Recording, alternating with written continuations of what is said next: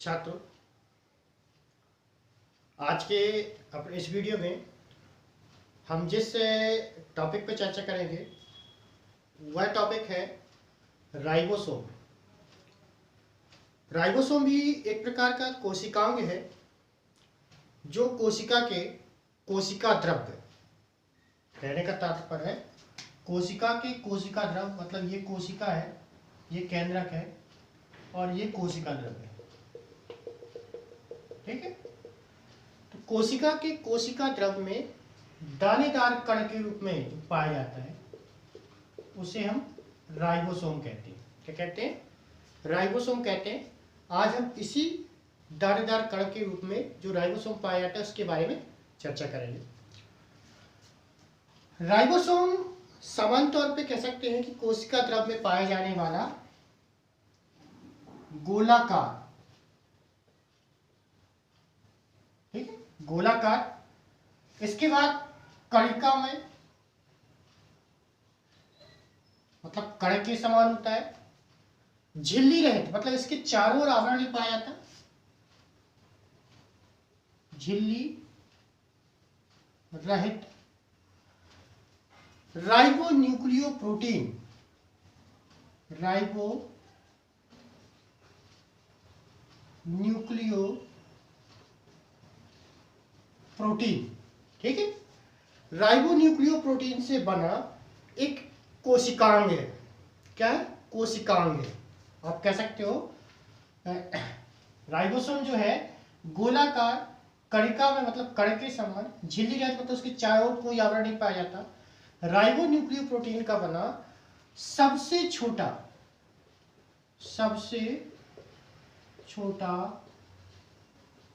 कोशिकांग है। ठीक है, यहाँ पे सबसे छोटा कोशिकांग, मतलब एक प्रश्न बन जाता है कि कोशिका में पाया जाने वाला सबसे छोटा कोशिकांग कौन है? तो राइबोसोम है। क्या है? राइबोसोम। ठीक है, राइबोसोम कैसा होता है? गोलाकार, कणिका में झिल्ली रहित, राइबो न्यूक्लियो प्रोटीन का बना हुआ सबसे छोटा कोशिकांग है। अगर हम बात करें तो राइबोसोम को सर्वप्रथम ब्राउन एवं रॉबिन्सन, इसे सर्वप्रथम ब्राउन्स एवं ब्राउन कह सकते हैं इसको, ब्राउन एवं रॉबिन्सन, ठीक है, इन्होंने क्या किया था कि सन 1953 में कह सकते हैं कि राइबोसोम को देखा था। किसमें? पादप कोशिकाओं में। किसमें देखा था? 1953 में पादप कोशिका में राइबोसोम को देखा।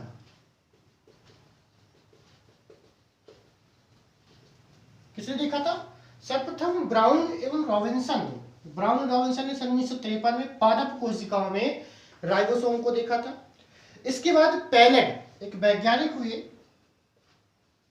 पैलेड, इन्होंने क्या किया कि सन 1955 में, मतलब 2 साल बाद, सन 1955 में इसे जंतु कोशिका में देखा और इसे राइबोसोम नाम दिया। किसमें देखा? जंतु कोशिका में।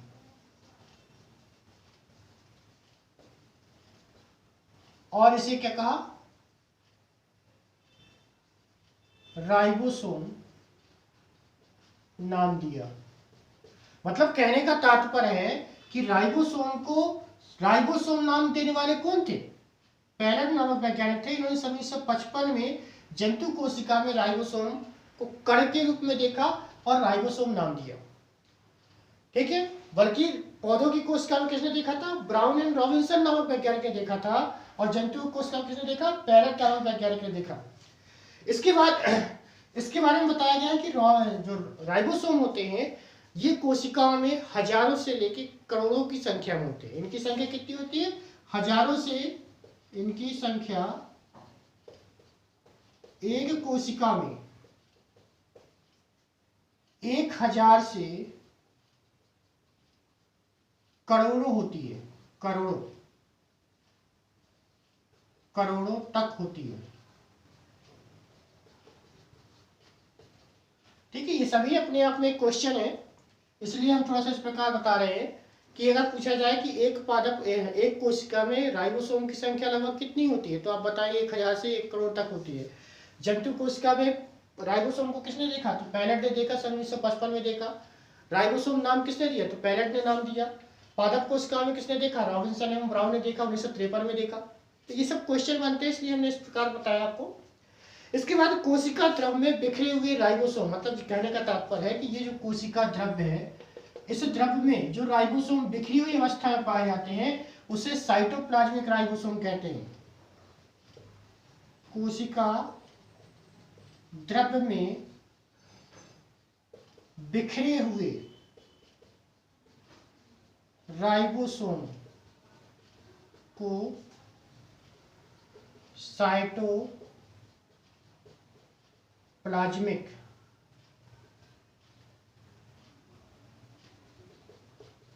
राइबोसोम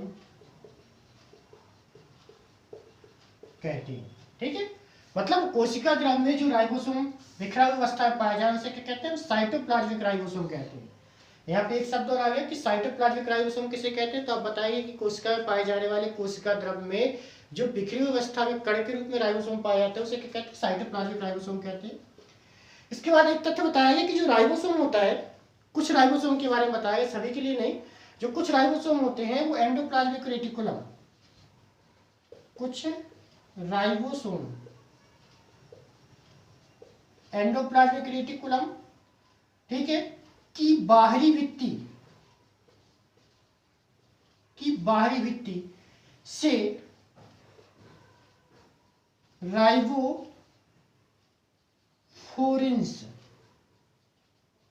नामक प्रोटीन के द्वारा जुड़े होते हैं। मतलब देखिए यहां बताया कि कुछ राइबोसोम एंडोप्लाज्मिक रेटिकुलम, ER मतलब एंडोप्लाज्मिक रेटिकुलम की बाहरी भित्ति से राइबोफ्लोरेंस नामक प्रोटीन के द्वारा जुड़े होते हैं। मतलब किस प्रोटीन से जुड़े होते हैं पूछा जा सकता है कि एंडोप्लाज्मिक जो रेटिकुलम होता है, इस प्रकार बताया था हमने पिछले वीडियो में, देखा होगा जिसने देखा हो वो पिछले वीडियो में एंडोप्लाज्मिक रेटिकुलम का क्या है अध्ययन करेंगे। तो ये जो एंडोप्लाज्मिक रेटिकुलम पाया जाता है, जो केंद्रक झिल्ली से लेकर कोशिका झिल्ली के मध्य पाया जाता है और कंकाल बनाता है, तो इसमें जो राइबोसोम पाया जाता है इसकी बाहरी भित्ति पे, वो बाहरी भित्ति पे जो राइबोसोम है वो किसके द्वारा जुड़े होते हैं, राइबोफ्लोरेंस नामक प्रोटीन के द्वारा जुड़े होते हैं। मतलब कि एंडोप्लाज्मिक रेटिकुलम के चारों ओर, बाहरी भित्ति के पर जो राइबोसोम पाए जाते हैं वो किसके द्वारा जुड़े होते हैं, राइबोफ्लोरेंस नामक प्रोटीन के द्वारा जुड़े होते हैं। इसके बाद इसे बताया गया कि जो राइबोसोम्स होते हैं वो केंद्रक में के चारों ओर, ये जो केंद्रक है, केंद्रक भित्ति के चारों ओर यहाँ भी पाए जाते हैं, ये केंद्रक भित्ति के चारों ओर पाए जा रहे हैं। ठीक है, तो आप कह सकते हैं कि यह केंद्रक क्लोरोप्लास्ट मतलब क्लोरोफिल, ठीक है, एवं माइटोकॉन्ड्रिया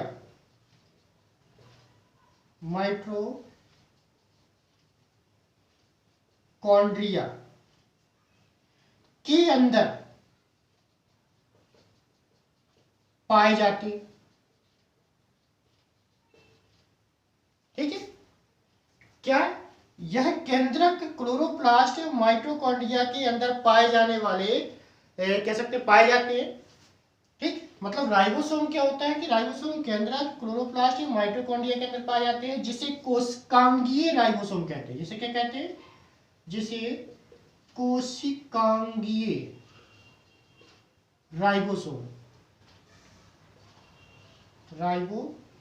कहते हैं। अब देखिए सामान्य तौर पे ये जो है कोशिका द्रव है, तो कोशिका द्रव में ये केंद्रक, endoplasmic reticulum, mitochondria, Golgi coil, तो ये सब कोशिकांग है। तो कहने का तात्पर्य है कि केंद्रक के अंदर, इसके अंदर ये कोशिकांग है, उसी प्रकार कह सकते हैं माइटोकॉन्ड्रिया के अंदर और क्लोरोप्लास्ट के अंदर जो राइबोसोम पाया जाएगा उसे हम क्या कहें, कोशिकांगीय। यहाँ पे कोशिकांगीय शब्द आ गया है, मतलब कोशिका के अंदर पाए जाने वाले अंग जैसे केंद्रक, माइटोकॉन्ड्रिया, गोल्गी काय और अन्य भी कोशिकांग होते हैं, उनके अंदर, उनमें कोशिकांगों में से किसमें, केंद्रक, क्लोरोप्लास्ट और माइटोकॉन्ड्रिया के अंदर जो राइबोसोम पाए जाते हैं उसे क्या कहते हैं, कोशिकांगीय राइबोसोम के नाम से जाना जाता है। इसके बाद एक अन्य तथ्य बताया गया है, अगर हम इसकी संरचना की बात करेंगे तो थोड़ा सा टर्मिनोलॉजी थी, इसके बारे में पूछा क्या जाता है। अगर हम इसकी संरचना की बात करते हैं कि राइबोसोम किस प्रकार का होता है, तो हम कह सकते हैं कि शुरू में बताया था कि राइबोसोम गोलाकार कणिका में झिल्ली रहित राइबोन्यूक्लियोप्रोटीन से, राइबोन्यूक्लियोप्रोटीन का बना सबसे छोटा कोशिकांग है, ये सबसे पहले बताया था। लेकिन जब इसकी हम कह सकते हैं कि इलेक्ट्रॉन माइक्रोस्कोप के द्वारा अध्ययन करते हैं, तो अध्ययन करने पर जो दिखाई देता है उस संरचना के बारे में बात करें तो आप कह सकते हैं कि राइबोसोम गोलाकार संरचना के रूप में दिखता है। कैसा दिखता है, गोलाकार संरचना के रूप में। हम संरचना की बात कर लेते हैं।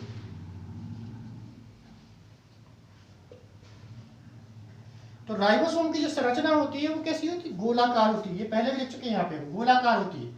ठीक है, अब गोलाकार होती है जिसका व्यास कितना होता है, 150 से लेकर, क्या होता है, 150 से लेकर, हम बात करें कैसी होती है, गोलाकार होता है। गोलाकार जिसका व्यास अगर बात करें तो व्यास 150 से 250 एंगस्ट्रॉन होता है, तक होता है। ठीक है, 150 एंगस्ट्रॉन से लेकर 250 एंगस्ट्रॉन तक इसका व्यास होता है, मतलब चौड़ाई की बात करते हैं। संरचनात्मक रूप से अगर बात करें, संरचनात्मक रूप से यह दो उप इकाइयों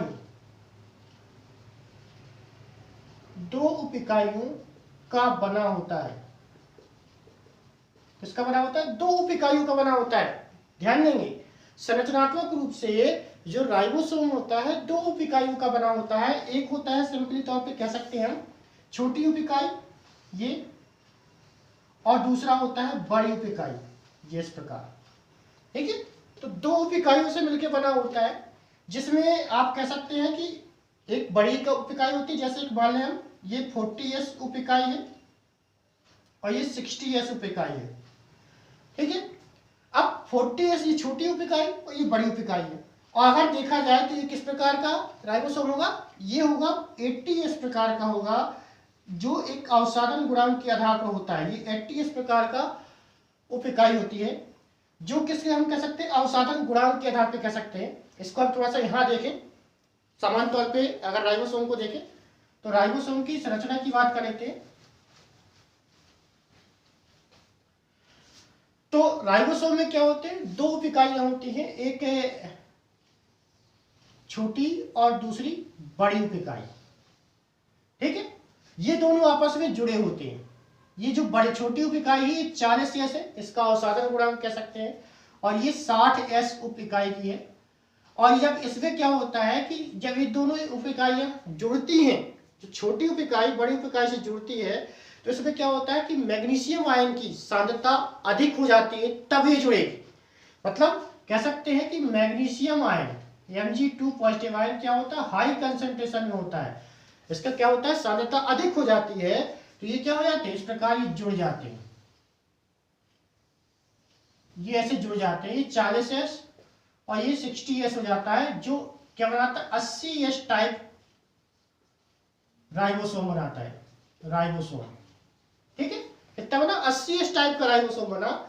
लेकिन अगर कह सकते हैं कि मैग्नीशियम आयन की सांद्रता कम हो जाती है, अर्थात कह सकते हैं कि मैग्नीशियम आयन लो हो जाता है, इसका लो कंसंट्रेशन हो जाता है, तो ये क्या होता है कि ये पुनः अपने पूर्व के अणुओं में टूट जाता है। मतलब कहते हैं कि रिवर्सिबल क्रिया हो जाती है, पहले इन दोनों से ये राइबोसोम बनता है, और फिर अगर इनकी कंसंट्रेशन, मैग्नीशियम आयन की कंसंट्रेशन सांद्रता कम हो जाती है, मतलब कम जाती है, तो ये दोबारा से अपने इन अणुओं में टूट जाता है। तो संरचनात्मक रूप से कह सकते हैं कि जो राइबोसोम होता है दो उप इकाइयों से मिलकर बना होता है, एक बड़ी उप इकाई, एक छोटी उप इकाई। दोनों ही उप इकाइयां मैग्नीशियम आयन की सांद्रता अधिक होने पर जुड़ जाती हैं और मैग्नीशियम आयन की सांद्रता कम होने पर पृथक हो जाती हैं। ठीक है, अगर हम बात करते हैं कि जो राइबोसोम होते हैं आपस में, राइबोसोम आपस में 4-6 के समूह में जुड़े होते हैं। ये इस प्रकार, ये छोटे, ये बड़ा, ये छोटा, ये बड़ा, ये छोटा, ये इस प्रकार आपस में ये जुड़े होते हैं। तो इनके बीच जो आपस में जब जोड़ते हैं, ये गुच्छों में पाए जाते हैं, संयोजित राइबोसोम पाए जाते हैं, तो इनके मध्य क्या होता है, ये आरएनए पाया जाता है। क्या पाया जाता है? आरएनए कह सकते हैं, एमआरएनए, मैसेंजर आरएनए कह सकते हैं आप। ये मैसेंजर आरएनए के द्वारा आपस में जुड़े होते हैं। किसके द्वारा जुड़े होते हैं? आपस में मैसेंजर आरएनए के द्वारा जुड़े होते हैं। ये राइबोसोम यदि 2 से 4 के समूह में पाए जाते हैं, तो ये आपस में किसके द्वारा जुड़े होते हैं? मैसेंजर आरएनए के द्वारा जुड़े होते हैं, एक समूह बनाते हैं। जब एक साथ 2 से 4, जब एक साथ 2 से 4 राइबोसोम क्या है, आपस में जुड़े होते हैं। राइबोसोम आपस में जुड़े होते हैं, तो उसे क्या कहते हैं? पॉलीसोम कहते हैं। तो उसे मतलब ये यहां से लेके ये एक पॉलीसोम है, तो उसे क्या कहते हैं? पॉलीसोम कहा जाता है। बहुत सारे हैं इसलिए पॉलीसोम लग गया, राइबोसोम लग गया, क्या कह दिया? पॉलीसोम कह दिया। और पॉलीसोम या कहे पॉलीराइबोसोम कह सकते हैं, पॉलीराइबोसोम भी कह सकते हैं इसको। या तो पॉलीसोम कह लें, पॉली मतलब बहुत से राइबोसोम जब आपस में जुड़ जाते हैं तो उनके समूह को क्या कहते हैं? पॉलीसोम या पॉलीराइबोसोम कहते हैं। ये आपस में किसके द्वारा जुड़े होते हैं? एमआरएनए द्वारा जुड़े होते हैं। तो संरचना की बात कर रहे हैं तो संरचनात्मक रूप से जो राइबोसोम होते हैं वो गोलाकार होते हैं, जिनका व्यास 150 से 250 एंगस्ट्रॉम तक होता है। और ये 2 उपिकाइयों से मिलकर बने होते हैं, एक बड़ी उपिकाई, एक छोटी उपिकाई। और बड़ी और छोटी दोनों उपिकाइयां मैग्नीशियम आयन की उच्च सांद्रता पर जुड़ जाते हैं और तथा सांद्रता कम होने पर पृथक हो जाते हैं। अगर ये राइबोसोम आपस में किसके द्वारा जुड़े होते हैं? आपस में जुड़ते हैं एमआरएनए के द्वारा जुड़ते हैं। इनके 2 से 4 के समूह को क्या कहते हैं? हम पॉलीसोम या राइबोसोम कहते हैं। अब बात आती है इसके प्रकारों की। तो प्रकार की बात कर रहे हैं तो प्रकार मुख्य रूप से कह सकते हैं कि 2 प्रकार के होते हैं। कितने प्रकार के होते हैं? 2 प्रकार के होते हैं। टाइप्स की बात कर लें, राइबोसोम के जो टाइप होते हैं वो क्या होते हैं? अवसादन गुणांक के आधार पर 2 प्रकार के होते हैं। किसमें? अवसादन गुणांक के आधार पर। अवसादन गुणांक के आधार पर कितने प्रकार के होते हैं? 2 प्रकार के होते हैं। अब कौन कौन से 2 प्रकार के होते हैं? ये होता है 70S प्रकार का, 70S टाइप, और दूसरा होता है 80S type, 80S type. 70S प्रकार का क्या होता है कि समान तौर पे ये जो 70S प्रकार का राइबोसोम होता है ये कहाँ पाया जाता है? प्रोकैरियोटिक कोशिका में। प्रोकैरियोटिक कोशिका, जैसे आप कह सकते हो जीवाणु, जैसे जीवाणु कोशिका। अब 70S प्रकार का जो राइबोसोम होता है इसमें क्या होते हैं? जो 2 उपिकाइयां होती हैं, इसमें छोटी उपिकाई जो होती है, ये छोटी वाली उपिकाई, और ये बड़ी उपिकाई होती है।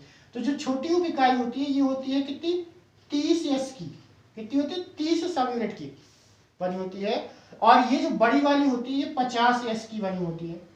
और ये जो राइबोसोम होता है वो 70S प्रकार का होता है, 70S प्रकार का। ठीक है, तो इसमें कह सकते हैं कि 70S प्रकार के राइबोसोम जो होते हैं वो प्रोकैरियोटिक कोशिका में पाए जाते हैं, जिसमें 2 उपिकाइयां होती हैं। छोटी उपिकाई 30S की होती है और बड़ी उपिकाई 50S की होती है। ठीक है, अगर हम बात करें कि जो छोटी उपिकाइयां होती हैं 30S वाली होती हैं, इसमें लगभग 20 प्रकार के प्रोटीन पाए जाते हैं। कितने प्रकार के? लगभग 20 प्रकार के प्रोटीन होते हैं। किसमें? 30 उपिकाई में, मतलब छोटी वाली उपिकाई में। जो बड़ी उपिकाई है जो 50S की होती है, इसमें लगभग कितने पाए जाते हैं? 30 प्रकार के, लगभग 30 प्रकार के प्रोटीन पाए जाते हैं। मतलब हम कह सकते हैं कि जो राइबोसोम होता है प्रोटीन से बनी उपिकाइयों से बने होते हैं, जिसमें 30 वाला छोटी उपिकाई होती है उसमें 20 प्रकार के प्रोटीन पाए जाते हैं, और जो बड़ी उपिकाई होती है वो 30 प्रकार के प्रोटीन पाए जाते हैं। इसी प्रकार की हम बात करते हैं 80S प्रकार के राइबोसोम की, तो ये किसमें पाया जाता है? ये यूकैरियोटिक यूकैरियोटिक कोशिका में पाया जाता है। ठीक है, यूकैरियोटिक कोशिका मतलब कह सकते हैं सभी पादप और जंतुओं की कोशिका में पाया जाता है। इसमें जो दो उपिकाइयां होती हैं, एक बड़ी छोटी उपिकाई और एक बड़ी उपिकाई। तो इसमें जो बड़ी छोटी उपिकाई होती है ये 40S की होती है और ये बड़ी जो होती है वो 60S की होती है। ठीक है, और टोटल जो राइबोसोम होता है वो 80S का होता है। ठीक, अब अगर 40S प्रकार के राइबोसोम कहते हैं, यूनिट की बात करें, सब यूनिट की बात करते हैं, तो इसमें 40 प्रकार के प्रोटीन पाए जाते हैं। 40 जो सब यूनिट है, मतलब छोटी वाली उपिकाई है जो 80S वाले पाए जा रहे हैं, उस 40 प्रकार के प्रोटीन पाए जा रहे हैं। और जो बड़ी 60S प्रकार की है, इसमें क्या 30 प्रकार के प्रोटीन पाए जा रहे हैं। मतलब कहने का तात्पर्य है कि जो राइबोसोम होता है ये प्रोटीन के मिलकर बने होते हैं। इनकी जो उपिकाइयां होती है प्रोटीन के बने होते हैं। जो 70S में 30S और 50S का होता है, बड़े और 80S में 40S और 60S का होता है।